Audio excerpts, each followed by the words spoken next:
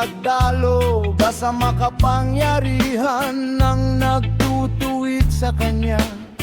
Sumagot ang nag-aakusa sa alahayan.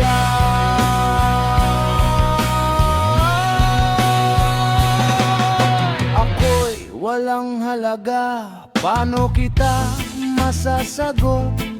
Inilalagay ko ang aking kamay sa aking bibig.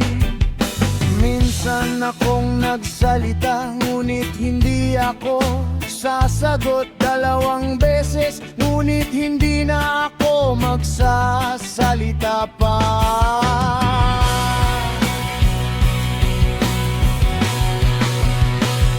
Muli sumagot ang alahayaya, kayob mula sa malakas na hangin. Naganak ka na parang lalaki, tatanungin kita at sumagot ka sa akin.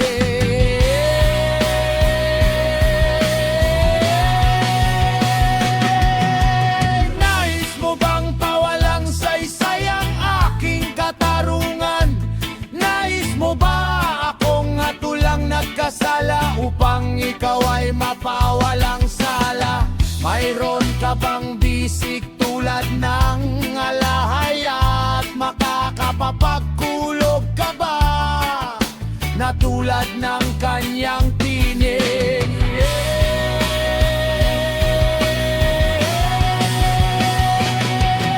Magbihis ka ng karangalan at kadakilan, damtan mo ang iyong sarili ng kaluwalhatian at kamahalan.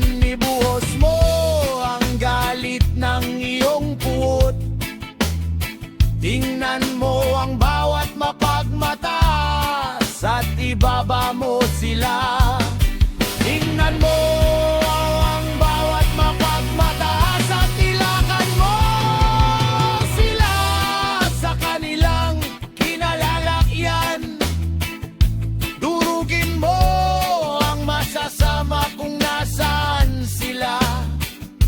Ilibing mo silang lahat sa alabok.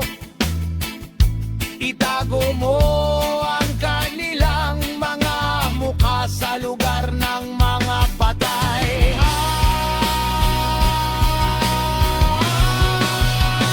Kung magkagayoy, aminin ko sa iyo na ang iyong kanang kamay ay makapaglilitas sa iyo. Tingnan mo ang behimot na nilikha kong kasama mo. Kumakain siya ng damo tulad ng baka. Tingnan mo ang lakas na nasa kanyang mga balakang, ang kapangyarihang nasa kalamnan ng kanyang tiyan.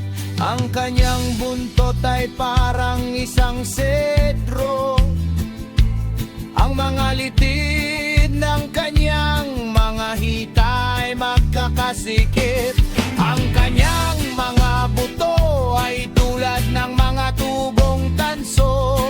Ang kanyang mga paa ay parang pamalong bakal. Siyang pangunahin sa mga gawa ng alahaya. Ang kanyang may likha lamang ang makakalapit sa kanya na may tabak. Ang kanyang pagkain ay ang ibinibigay ng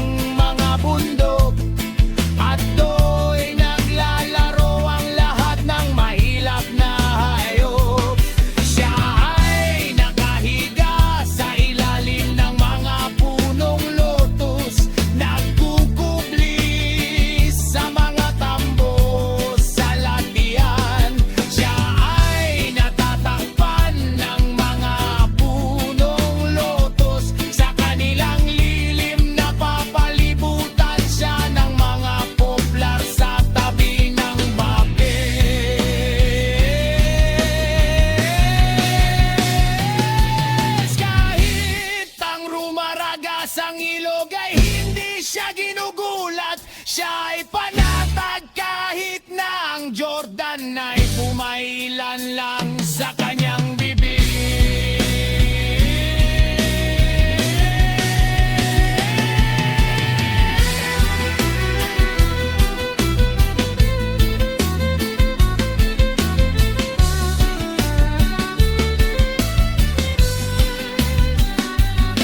Maaari ba siyang mahuli sa pamamagitan ng kanyang mga mata?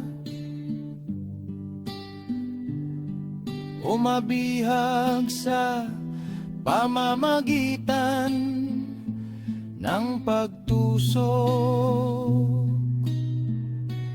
sa kanyang